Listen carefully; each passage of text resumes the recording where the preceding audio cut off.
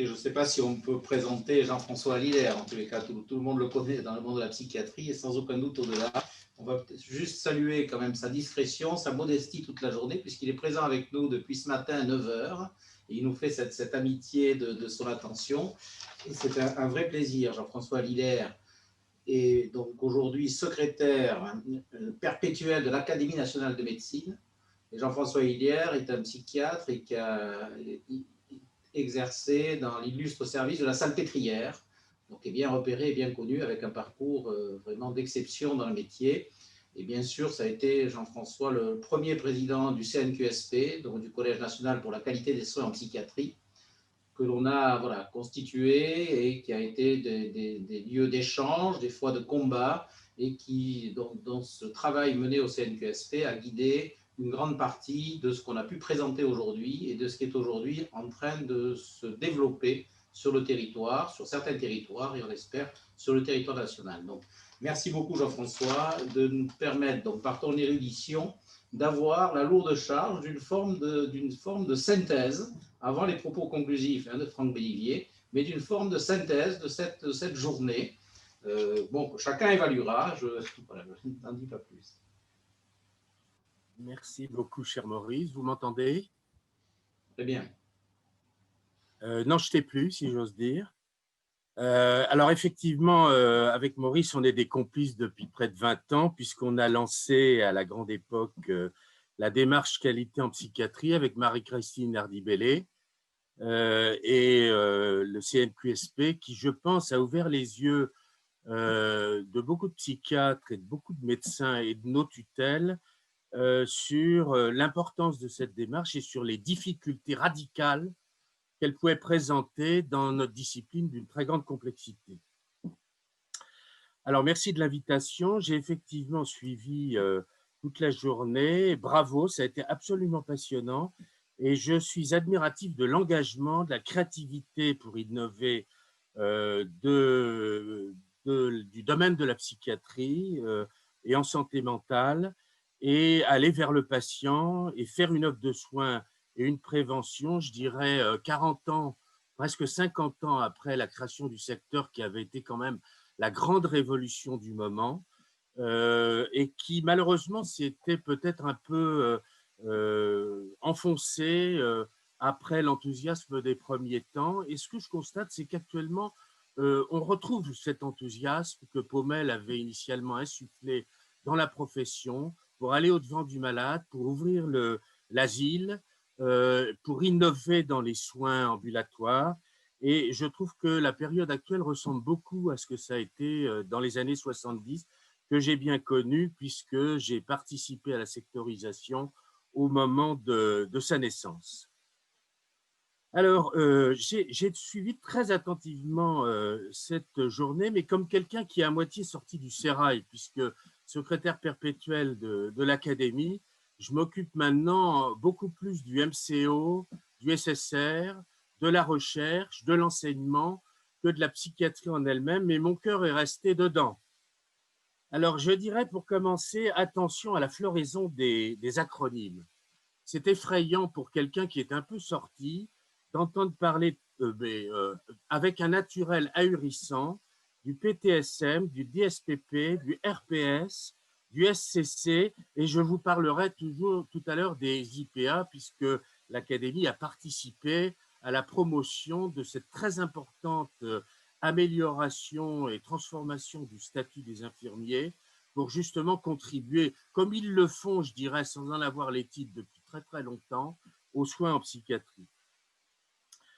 Alors, je voudrais aussi dire un grand bravo pour l'éloge sur la base de la sectorisation que j'ai entendu aujourd'hui et qui a vraiment été un socle à partir de quoi tout ce qu'on est en train de dire se développe, et en intégrant la psychiatrie libérale qui était quand même à l'époque la grande oubliée de l'organisation de la psychiatrie, qui réclame sa place maintenant et à juste titre. Je dirais bravo en plus pour l'ouverture aux psychologues et aux médecins généralistes qui est en train vraiment de se structurer parce que, en effet, dans ma génération, on a fait des efforts pour essayer de faire coopérer tout ce monde-là mais c'était des efforts individuels qui n'étaient pas du tout portés par l'organisation et par le système. Et d'une certaine façon, à chaque fois qu'on arrivait à créer une synergie, cette synergie dépendait des hommes et retombait aussi vite qu'elle était née. Enfin, je dirais l'image qu'a donnée cette journée pour moi, c'est une mise en cohérence tout à fait extraordinaire des interventions des psychiatres et de l'importance de l'organisation de la discipline avec justement les médecins généralistes et les psychologues. Et c'est un point sur lequel évidemment l'Académie travaille activement avec la commission qui a été créée depuis maintenant quelques années de santé mentale et de psychiatrie, qui est animée par Jean-Pierre Ollier, Bruno Falissard, moi-même, et où nous produisons justement des travaux et des auditions pour essayer de faire avancer ces questions. Alors, que fait l'Académie? Parce que Maurice m'a demandé de faire la synthèse de la journée, mais je dois dire que j'ai un peu décliné l'offre, d'autant plus que j'espère être suivi dans ma petite intervention par Franck Bellibier, qui, dans son rôle de délégué et dans sa présence aujourd'hui, je pense, va vraiment extraire de nos discussions aujourd'hui la substantifique moelle, les leçons à tirer, les take-home messages qui vont être importants pour tout le monde, à la fois les praticiens, mais aussi tous les intervenants de l'administration, du monde sanitaire qui sont présents aujourd'hui.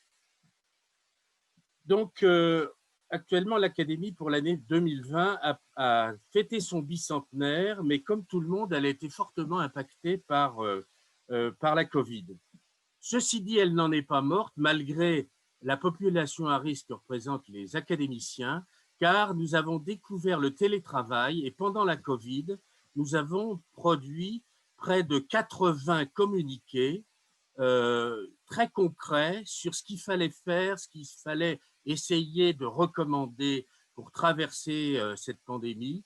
Et malheureusement, seulement quelques recommandations dans le domaine de la psychiatrie, mais l'Académie de médecine n'est pas une académie de psychiatrie. Voilà. Alors, en fait, la psychiatrie était fondatrice de l'Académie il y a 200 ans avec les aliénistes, et je compte parmi eux Baillarger, Charcot à moitié, ou Magnan, que tout le monde connaît, et qui ont été des grands ancêtres de notre discipline. Et au fond, elle a connu une grande éclipse jusqu'à l'après-guerre, où Delay, Deniker et Pichot sont entrés dans l'académie et ont ramené, je dirais, l'importance de la pensée, de la complexité en psychiatrie comme discipline, je dirais, au même titre que la médecine générale, et là où les spécialités médicales sont des disciplines d'organes et qui ne s'intéressent pas directement à la personne, même si elles sont obligées de le faire maintenant, et de développer dans l'organisation des soins un secteur médico-social très développé sur laquelle la psychiatrie a été un précurseur, mais qui malheureusement n'a pas suivi, et j'en dirai quelques mots à la fin à propos de l'exemple de la cancérologie. En fait, la première commission de psychiatrie et de santé mentale date du début des années 2000, grâce à mon maître Pichot, à Henri Lot, à Jean-Pierre Ollier, à Marie-Christine Mouraine et à moi-même, où on a fait comprendre à l'Académie que les problèmes de la psychiatrie ne devaient pas rester enclavés dans un monde à part, comme malheureusement la psychiatrie a souvent été cantonnée à cause de ses origines asilaires.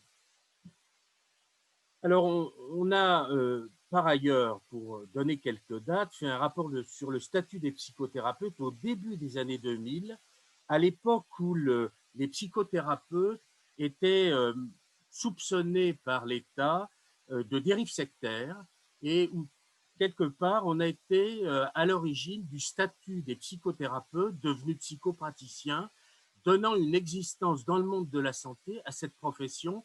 Et j'ai entendu avec plaisir aujourd'hui plusieurs personnes parler de la nécessité pour cette corporation de se structurer pour mieux s'organiser en interaction et en synergie avec les médecins.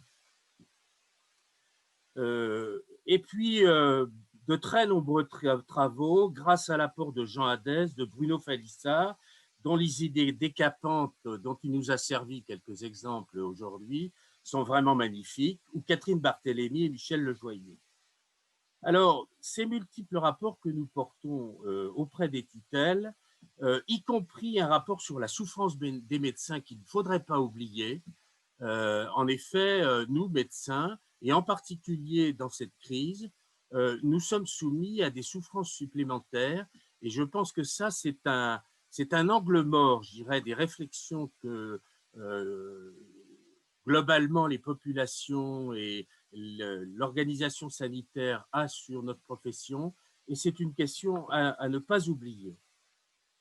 Et je voudrais simplement citer plus récemment la saisine que nous avons eue de la DGOS sur les IPA, où bien entendu on a soutenu très fortement cette possibilité de création des IPA dans un cadre très structuré avec justement les équipes, le psychiatre, le référent et tout ce qui est nécessaire à un parcours de soins bien intégré, comme ça a été dit à plusieurs reprises.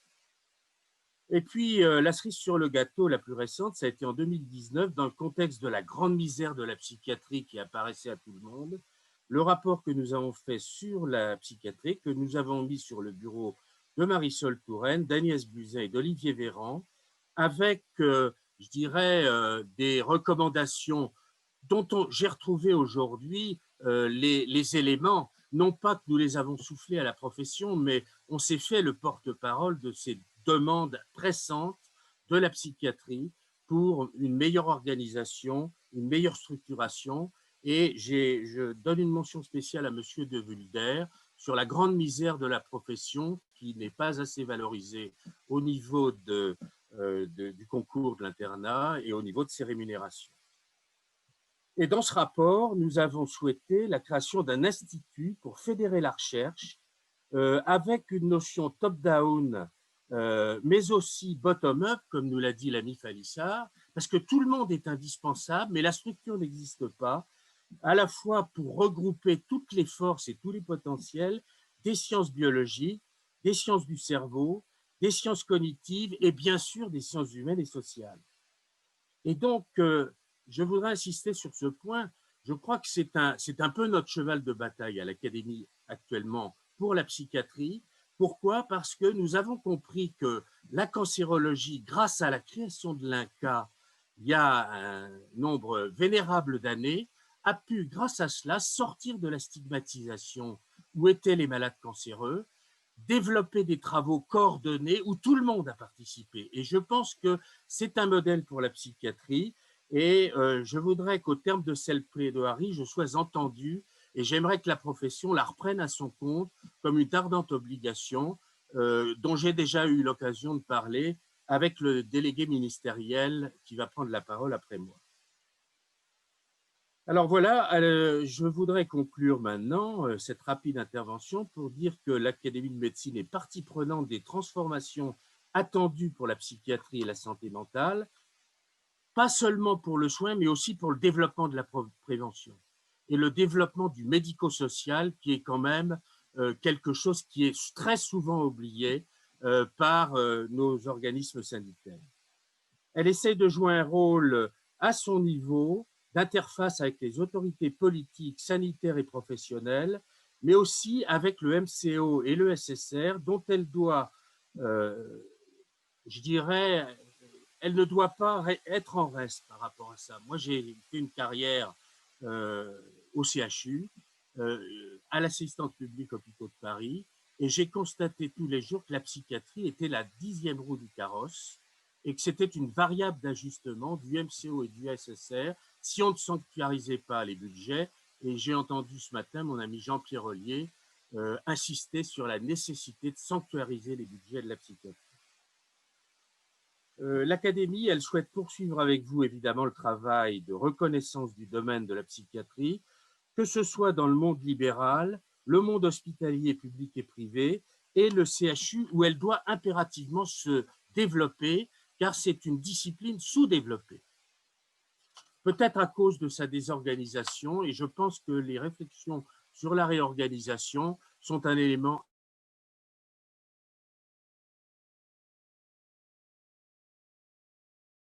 Jean-François, tu as coupé ton micro, quelqu'un l'a coupé de manière non, c'est pas moi.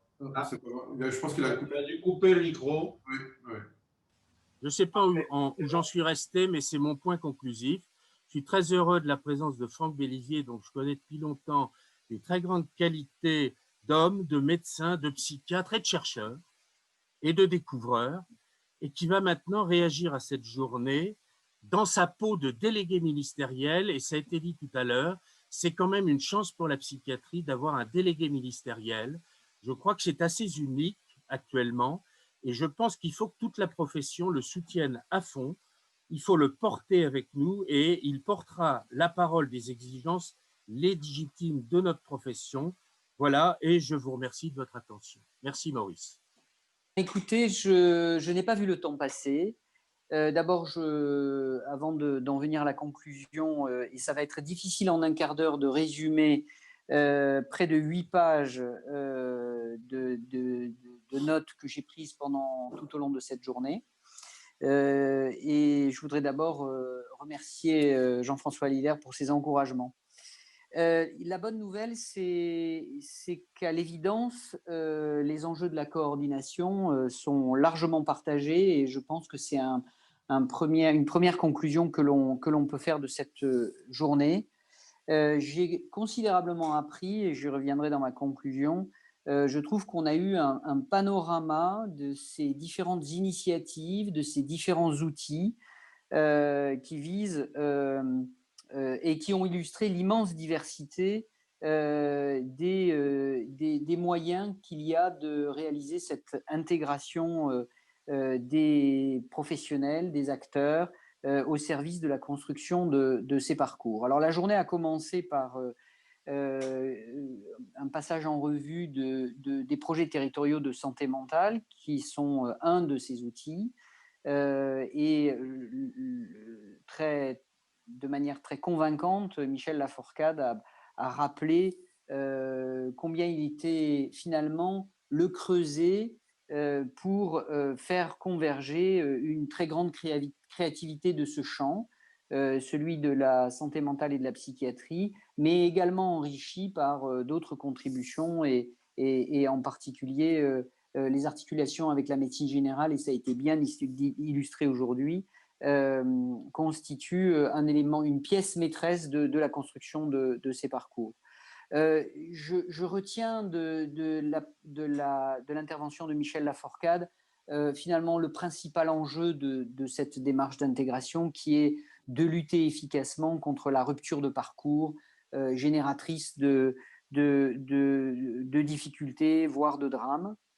Un enjeu également, c'est de traiter les inégalités entre territoires. Cela a été beaucoup signalé au cours des différentes interventions. Et sur la nécessité de construire ces parcours, il y a l'ambition de couvrir au mieux l'ensemble des besoins de la personne, et ces besoins sont divers. Et dans l'ambition de mettre au point des programmes personnalisés de prise en charge, il est assez évident qu'il est nécessaire de convoquer au chevet de ces parcours un ensemble de compétences, et pas seulement celles des psychiatres. Dans la démarche, et ça a également été salué aujourd'hui par la communauté des psychiatres libéraux et la communauté des médecins généralistes, l'enjeu du développement des prises en charge ambulatoires, afin de réserver les hospitalisations au cas où on a été en échec dans ces prises en charge ambulatoires qui doivent être la priorité.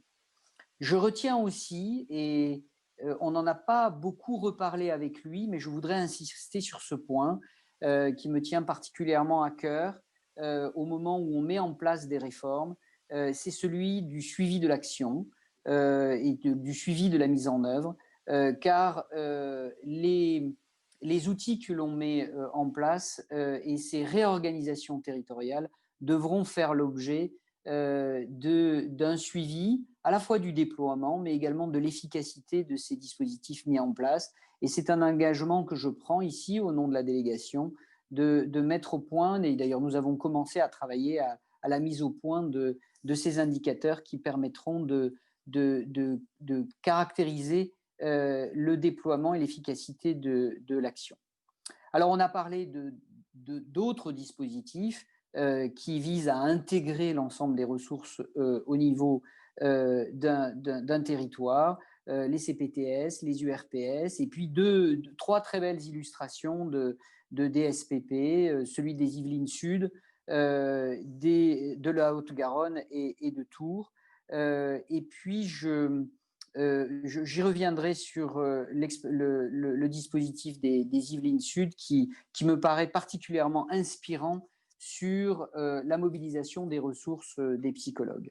À ce sujet, la CNAM a ouvert la voie avec son expérimentation, mais on voit que divers dispositifs, expérimentaux ou pas, explorent l'extension et l'élargissement des indications pour traiter cette question de démocratie sanitaire, en fait. Nous savons que les expertises portées par les psychologues bénéficient de données probantes qui montrent leur efficacité dans certaines pathologies même indispensables pour l'amélioration des patients. Et le problème auquel nous avons à faire face, c'est qu'une toute petite partie seulement des patients y ont accès. Parallèlement, il est indispensable d'avancer dans la manière de garantir une offre spécialisée en ligne avec les besoins des établissements de santé et des établissements médico-sociaux et en ligne avec les données probantes dont bénéficient certains modules de psychothérapie. Et à ce sujet, je trouve que l'expérimentation des Yvelines Sud a donné une illustration très intéressante du crantage de cette offre de psychothérapie en direction des psychothérapies spécifiques pour une grande diversité, ils les ont présentées, de pathologies psychiatriques avec finalement un fort degré d'interaction avec les autres acteurs du soin. Donc, ça, c'était la première partie de ma conclusion. Le deuxième point que je voulais faire et que j'ai trouvé très inspirant dans le déroulé de cette journée, c'est que, à l'évocation des logiques partenariales avec l'ensemble des acteurs du soin primaire et en lien également avec la psychiatrie libérale, eh bien, on voit que certaines lignes bougent. En particulier, il y a un enjeu important de repositionnement des centres médico-psychologiques avec finalement une tendance qu'il faut noter au moment où les acteurs de soins primaires, la psychiatrie libérale se saisit d'un certain nombre de besoins à couvrir, les centres médico-psychologiques pourraient devenir finalement plutôt des unités de recours articulées avec ces acteurs de soins primaires de la médecine générale aux côtés des psychiatres libéraux, bien sûr. Ce que l'on voit bouger également, c'est un repositionnement de la psychiatrie libérale, comme cela a été souligné par Bruno Falissard dans son intervention. Mais ne perdons pas de vue que ce mouvement qui a été aujourd'hui particulièrement bien illustré, à savoir mieux couvrir les états de souffrance psychique, mieux et surtout repérer plus tôt, est un enjeu tout à fait crucial, à la fois pour protéger le système conventionnel de soins psychiatriques et à la fois pour repérer plus tôt, puisque l'on sait que bon nombre de pathologies psychiatriques souffrent d'un retard de prise en charge et on sait que la précocité de prise en charge est un déterminant important de trajectoire et notamment de handicap. La troisième inspiration de la journée, avec ce panorama qui a été réalisé, et je voulais saluer à cette occasion l'ensemble des intervenants et la qualité des discussions que nous avons eues, c'est la programmation des prochaines étapes. Et je n'ai pas de réponse à cette question, mais en tout cas, elle me paraît assez clairement posée par cette journée, à savoir que puisque la main a été donnée au territoire pour s'organiser, et on voit avec quelle, est-ce que je peux prononcer le terme gourmandise, les acteurs des territoires se sont saisis de cet enjeu de trouver des modalités d'organisation, d'articulation et de coopération, et on le voit pas seulement au travers des PTSM, se pose quand même la question d'un outil de programmation pluriannuel que j'imagine à la main des ARS, qui va contribuer encore plus à cette logique de coopération mise au service de ces parcours. Et j'insiste sur le pluriel des parcours, puisque derrière parcours, il y a la notion de programme de soins personnalisé. Voilà ce que je voulais vous dire. Donc, je repars de cette journée avec des pistes très concrètes pour guider les prochaines étapes d'intégration et de mise au point de ces parcours. Il ne s'agira pas seulement, comme je l'ai dit en introduction, de mettre au point les prochaines générations de projets territoriaux de santé mentale. L'ambition d'intégration doit être beaucoup plus large. Et je pense qu'aujourd'hui, on a eu un ensemble de présentations qui semblent indiquer qu'assez tôt dans l'avenir, d'autres dispositifs d'intégration des différentes ressources seront arrivés à maturité et pourront contribuer à la maturation de ces projets territoriaux de santé mentale avec une plus grande intégration de la médecine libérale, de la médecine générale, et avec une plus grande intégration de la psychiatrie libérale, qui a été très bien réalisée dans certains PTSM et qui doit progresser encore dans d'autres. Donc, je voulais encore une fois remercier en particulier Maurice Bensoussan et l'ensemble des organisateurs de cette journée que j'ai trouvé extrêmement riche, et vous dire que voilà, je repars de là avec des questions, mais aussi de l'espoir quand je vois l'illustration de cette dynamique et de cette envie de contribuer à la mise au point de ces parcours de soins en santé mentale. En tout cas, un immense merci pour l'invitation et pour l'organisation de ce colloque. Alors, merci, professeur. Je dois dire qu'on va respecter l'horaire, hein, il est 18h. Docteur Bensoussan va dire, je crois, un petit dernier mot. Donc, toutes les excuses auprès des personnes qui voulaient prendre la main, mais là, ce n'est plus possible. Il y a eu beaucoup d'interventions et je crois que moi, en tant qu'animateur, je remercie beaucoup l'interactivité et l'ensemble des participants. Voilà. Et non, rien à rajouter. Ce n'est un grand remerciement à Franck Bellivier, à tous les orateurs, toutes ces interventions d'une journée très, très riche. Et vraiment, c'est un merci qui s'adresse aussi à Valérie Lassoge, qui est notre secrétaire à l'AFP ou SPF, qui a fait un gros travail, et à Franck Drouin et Dorothée Debos, qui nous ont accompagnés et permis d'échapper à tous ces problèmes d'organisation, d'infrastructure et qui ont fait le lien qu'il fallait. Donc, merci à tous et écoutez, nous allons continuer ce travail.